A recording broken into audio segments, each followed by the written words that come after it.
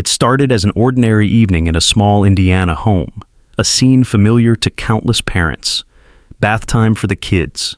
But behind the closed doors of Hailynn Volpatti's house on May 21st, 2024, something went terribly, horribly wrong. By the end of that night, a child would lose her life, and the truth would unravel in a series of shocking twists. 25-year-old Hailynn, a foster mother to 21-month-old Nova Bryant, told police it was a brief moment of distraction.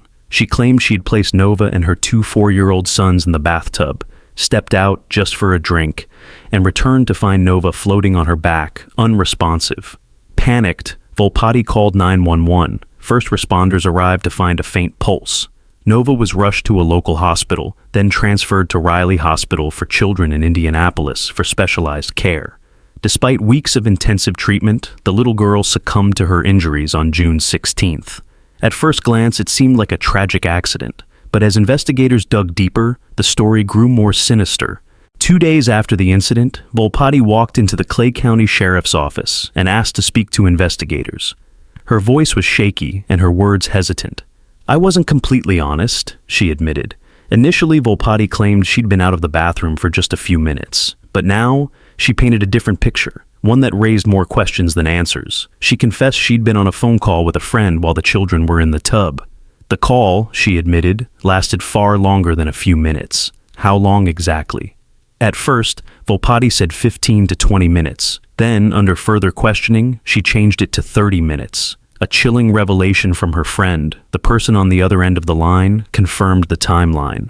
Volpatti had been on the phone from 8:30 p.m. to 10 p.m., leaving 3 young children, one with severe medical needs, alone in a water-filled bathtub for over half an hour. As investigators pieced together the timeline, they uncovered more about Nova's fragile condition.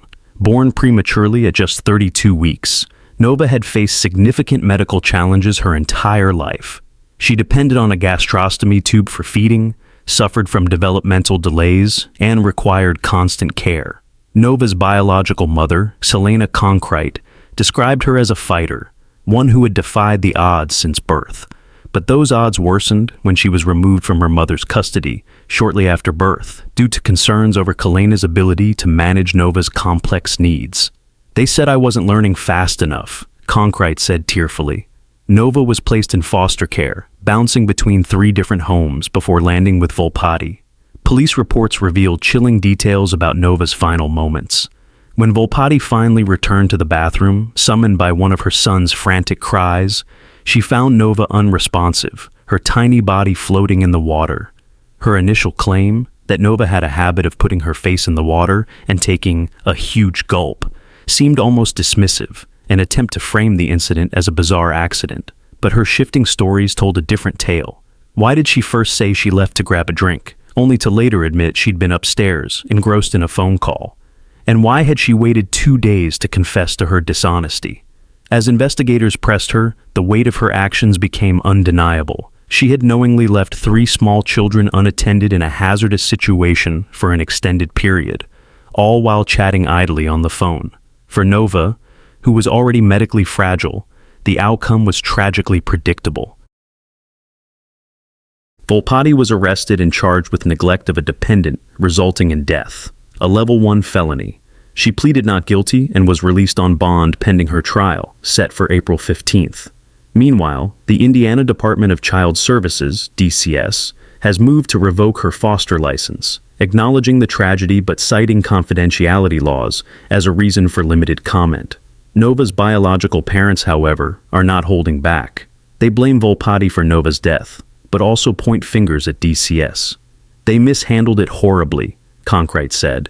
"They didn't give me a chance to prove I could care for her." Bryant, Nova's father, echoed her sentiment. "I redid everything in my house to get her back. I did everything they asked, but they didn't care." As the trial looms, the case raises pressing questions about foster care, oversight, and accountability. Volpatti's defense may argue negligence without malice, but for those who loved Nova, the distinction offers little solace. For Nova's biological mother, the pain is compounded by a sense of injustice. "I hope Nova gets justice," Concrete said. "She deserves it." In the quiet town of Brazil, Indiana, this case has become a rallying cry for reform. a reminder of what can happen when systems fail and caregivers neglect their most basic responsibilities. Nova's life was short, but her story has cast a long shadow, demanding answers and accountability.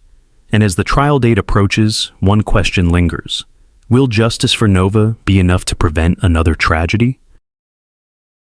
Our thoughts and prayers are with the family of little Nova Bryant during this unimaginable time of grief. May her memory serve as a beacon of love and advocacy for the most vulnerable among us. Nova's bright spirit, despite her challenges, touched the lives of those who knew her, and her story will not be forgotten. May she soar in peace, embraced by the care and comfort that eluded her on earth. May justice honor her life and inspire meaningful change to protect others like her. Thank you for watching another episode of Silent Evidence. If you haven't already, please consider subscribing to the channel. Your support truly means a lot and helps us continue bringing you compelling content. Thank you to our returning subscribers for your continued support. It means the world to us. Also, leave a comment to share your insights and help others learn from your perspective.